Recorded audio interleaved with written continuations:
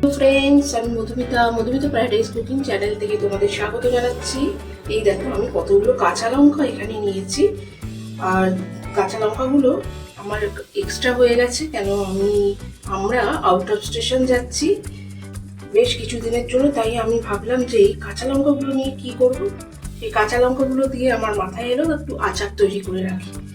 তাই জন্য কাঁচা লঙ্কাগুলো ভালো করে আমি ধুয়ে মুছে নিয়েছি, কেন আচার তৈরি করতে গেলে জল থাকলে লঙ্কাতে হবে না। এবার এইগুলোর বোটাটা আমি ভালোভাবে ছাড়িয়ে নিচ্ছি। দেখো, লঙ্কাগুলো কাটা আমি শুরু করে দিয়েছি।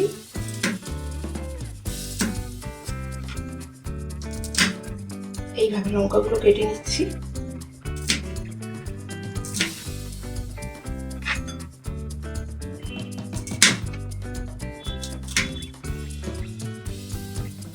কাঁচা লঙ্কাগুলো কাটা হয়ে গেছে আমার। এরপরে আমি এর মধ্যে দিচ্ছি ভিনিগার।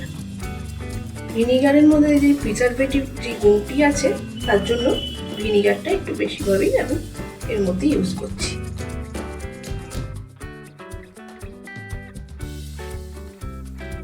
এর মধ্যে আমি দিয়ে দিলাম 4 চামচ ভিনিগার আর নুন।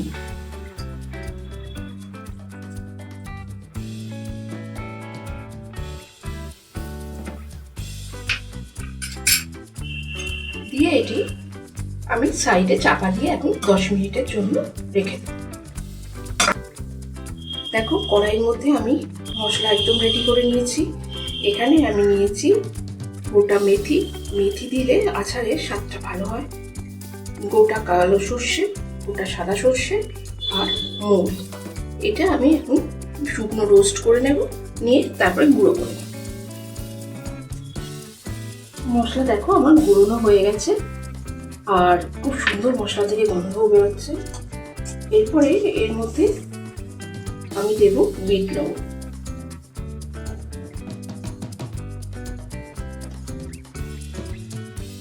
আর দেব কাশ্মীরি লঙ্কার গুঁড়ো।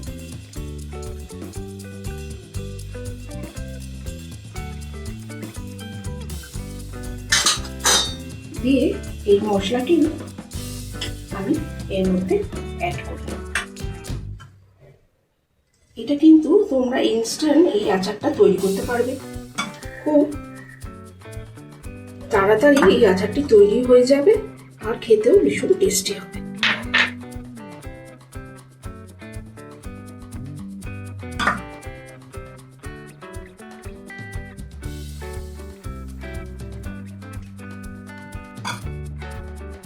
পরিমাণ মতো সর্ষের তেল আমি নিয়েছি, নিয়ে এটি এবার ভালোভাবে গরম করে নেব ধোয়া ওঠা অবধি।